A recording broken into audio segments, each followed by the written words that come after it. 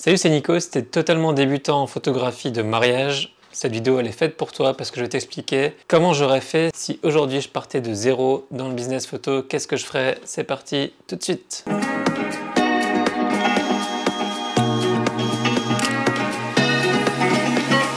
La première chose que je ferais en tout premier, parce que pour te vendre il faut du contenu, j'irai voir mes amis et j'irai les shooter. Quitte à créer une idée de un samedi, un shooting. Il y a beaucoup qui parlent de est-ce qu'on fait gratuit, est-ce qu'on fait pas gratuit. Au début, t'as pas le choix, t'es pas connu, tu as acheté ton appareil et t'as rien à montrer. Comment tu veux vendre quelque chose? Après, au bout de 3, 4, 5 shootings, ouais, tu peux dire maintenant le shooting c'est 50 balles. Et le shooting d'après, ça sera 100 balles. Et 10 shootings après, ça sera plus cher, etc., etc. Mais avant ça, il faut débuter de zéro. Et donc, on demande zéro. C'est comme ça. Et donc, tu vas demander à tous tes amis, les plus agréables possibles à regarder, parce que forcément, ça fait vendre aussi. Faut dire la vérité, faut arrêter de dire des conneries. On dit la vérité, on montre que les belles photos. Quand on veut se vendre au mieux, on montre nos plus belles photos. Tout simplement. Mon deuxième conseil, ce serait de ne pas mettre toute ton énergie sur l'identité visuelle, sur le logo, sur la police d'écriture, sur ta charte graphique, sur les couleurs que tu as utilisées pour ton site, pour ton compte Instagram. Fais ça au fur et à mesure, on s'en fout, franchement, c'est pas ça qui va t'amener quelque chose, c'est des petits détails perceptibles, et encore, ça dépend des tendances, ça dépend de tellement de choses, le graphisme, que c'est vraiment pas ça, ne passe pas tout ton temps là-dessus. Le troisième conseil, ça serait d'en parler tout le temps autour de toi. Peu importe où tu vas au café, tu rencontres des gens, tu vas au restaurant, tu rencontres des gens. Au fait, je me suis lancé dans la photo de mariage. Si tu as un couple d'amis qui se marie bientôt, tu peux lui parler de moi. On peut faire un shooting gratuit déjà pour commencer, et puis si ça se passe bien, ils aiment bien, bah écoute, ils me le réservent pour le mariage et c'est parti. Alors je suis désolé, il y a mon nouveau chat qui fait du bruit, je vais vous le montrer. C'est mon nouveau chat, il est trop mignon. Tu dis bonjour Taï, il s'appelle Taï. Voilà, c'était mon chat. Mais oui, t'es trop mignon. Il miaule. Donc ce que je disais, c'est parle-en autour de toi tout le temps. Peu importe le lieu où tu vas, et même au mariage. Alors ça, c'est demander à des couples, donc qui sont en mariage, est-ce qu'ils sont déjà mariés? C'est con, hein. Ça dure 2 secondes. Et vous êtes déjà marié? Oui, ok, c'est pas grave. Super. C'était qui votre photographe? Et vous êtes déjà marié? Non? Ah, bah écoutez, si un jour vous avez besoin, tac, je sors une carte. Ils ont passé un moment avec moi au mariage là, ils reprendront ma carte un jour et ils m'appelleront. C'est déjà arrivé, j'ai un mariage l'année prochaine d'invité de mariage de l'année d'avant. Juste parce que j'en ai parlé, parce que ça s'est bien passé, tout ça. Et il y a une autre petite technique, c'est lors du lancer du bouquet.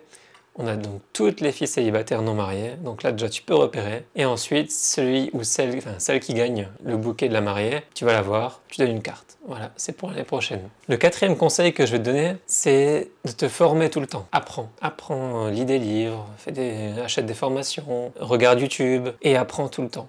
Parce que tout évolue, tout le matériel évolue, toutes les techniques évoluent, il y a des différents styles de photos qui sortent, différentes idées que personne n'avait pensé avant, qui sont géniales et qui rajoutent quelque chose à ton niveau photo et du coup à ton portfolio. Et ça, les gens, ils vont le remarquer quand ils vont chercher un photographe. Pourquoi ils vont te prendre toi? Parce que ton niveau est peut-être plus haut qu'un autre, ou parce que t'es sympa. Ça arrive très très souvent aussi. Pas se mentir non plus. À valeur équivalente de photos, une photo de mariage en général sur un site, elle est belle. On voyait pas de photos pourries de mariage sur un site. Après, c'est ton caractère, c'est ta façon d'être, la façon dont tu vas rencontrer les gens et comment il va se passer ton premier rendez-vous, que beaucoup de choses vont se faire. C'est à ce moment-là. Donc il faut être sympa, forcément, il faut être ouvert. Et ça, tu peux regarder ma dernière vidéo qui se trouve là, je sais pas si j'ai juste, ou là, où j'explique les 5 aptitudes qu'il faut avoir pour être photographe de mariage. Mon 5e conseil, ça va être d'être à fond, mais franchement, si maintenant je recommence de zéro, je me mets à fond sur les réels Instagram. Quand je vois le nombre de vues et le nombre de j'aime et le nombre de